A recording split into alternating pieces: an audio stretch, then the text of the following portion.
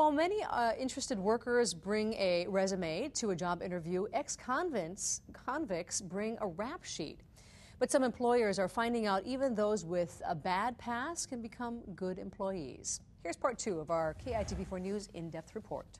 The Sua brothers were notorious for their run-ins with the law, including Apolosio, who went to prison for murder. I can't forget what I went in for, and I can't forget what happened. For 24 years, Sua was behind bars. I left here when I was 19 years old. I was a young kid. A lot has changed since he went in, and that added to the trouble he faced when he finally got out. It was overwhelming for me because look at the cell phones today, look at the computers.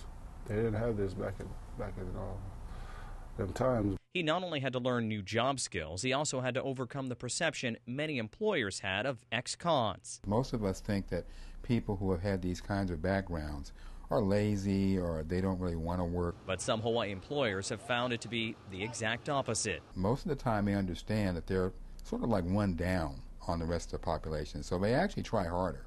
They make very loyal employees. During this time of higher unemployment, Apolosio is happy just to have been given another chance, and this time around, he wants to make the right decisions. It's really up to me to put forth more than what the expectations of the employer. Give my all. He says his years in prison changed him, and now he's also working to change the way people think of the Sua name. To have a job, you know, it builds your character, builds your self-esteem, it builds everything that's been, you know, low and out and done with, you know. Gives you faith, gives you that hope that be a positive asset to the community, be a citizen, you know, just be a person. And while he's done his time, he says he still hasn't finished paying his debt to society.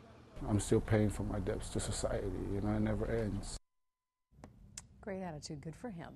Williams says Hawaii employers can get a tax credit for hiring ex-cons and can even get a bond from the government covering up to $5,000 in theft protection.